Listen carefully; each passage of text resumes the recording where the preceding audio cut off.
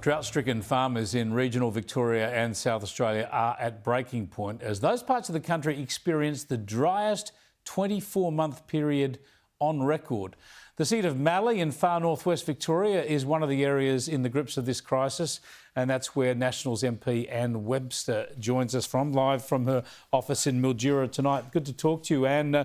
As a South Australian, I've been aware of this for some time. It's taken a while to hit the national attention, but it's essentially all of South Australia hit by this drought, and especially Western Victoria and southern New South Wales. Give us a sense of just how bad the situation is. Thanks, Chris, for having me. It is bad and it's getting worse, obviously, while we don't have rain, particularly in our neck of the woods down south in Western Victoria and in South Australia.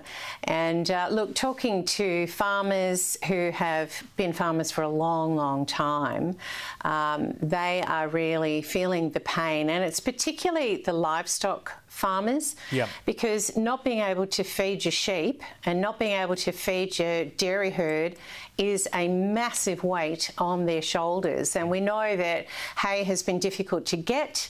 The prices have gone through the roof, and so for a farmer to be able to access hay can cost $20,000 a week, and grain $47,000 a month. So that all adds up and is an enormous burden to the farmers down in my neck of the woods, but also, of course, across in South Australia. It's actually why I was really pleased, Chris, to meet with the Rapid Relief team today in Mildura. 27 B doubles. It's such a joyous sight. 27 B doubles full of hay coming from Bathurst area in New South Wales, where they've had really good years, and coming through Mildura on their way down to Jamestown in South Australia. And look, I can't tell you just how fantastic that is, and the humanity, just that heart of humanity that people have to help in a time of need. So, you know, all credit to those guys, the farmers, the truckies, those who provided the hay. It's just amazing. You're out there with them, Anne. These are farmers who have actually got some feed, been able to cut some hay, and they're giving up their time and effort to go and help out strangers. Absolutely. Isn't it the best of Australia? In time of need and time of crisis and in time of emergency, people reach out. So, you know, it doesn't let the government off the hook, obviously. What the government is providing is not enough, and David Littleproud has been really clear, and I've echoed his words many times, that the Regional Investment Corporation Fund ought to be interest-free for the next 2 years, interest only for 3 after that, and principal and interest for 5 after that. It's exactly what we put in place as a coalition in 2020, and we're calling on the government to match that deal because farmers are desperately needing a breather.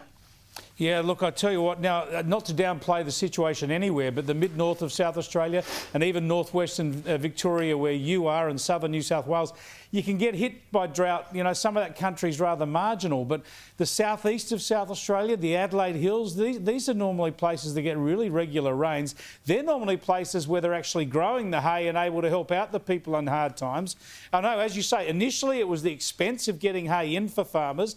Then it was just being able to get the hay. There's just not enough around. Is there enough feed around this country to get into these areas, or are we going to start losing stock in big numbers? Well, I know that some farmers are trying to get some of their stock into abattoirs, and there's a queue. That's not a good sign.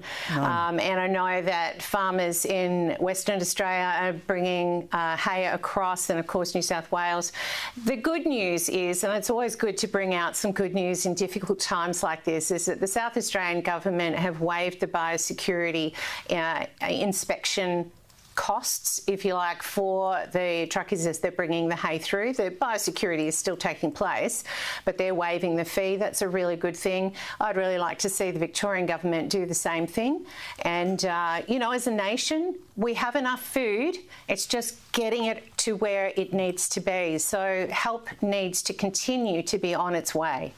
And I love your work being involved heavily in all of this, and we can see the emotion as you talk about it. Let's keep in touch and make sure that no one forgets this issue. Thanks for joining us. Anne Webster there, who's the Shadow Minister for Regional Development. She's the Nationals MP based out of Mildura, covering northwest Victoria there. You see the emotion, the tears in her eye, just at seeing the generosity and mateship displayed by farmers and their families in better parts of the country just at the moment, helping out their mates. Great to see, but gee, there's a lot of people in dire strife. We've got to make sure we have governments and others doing all they can to help them.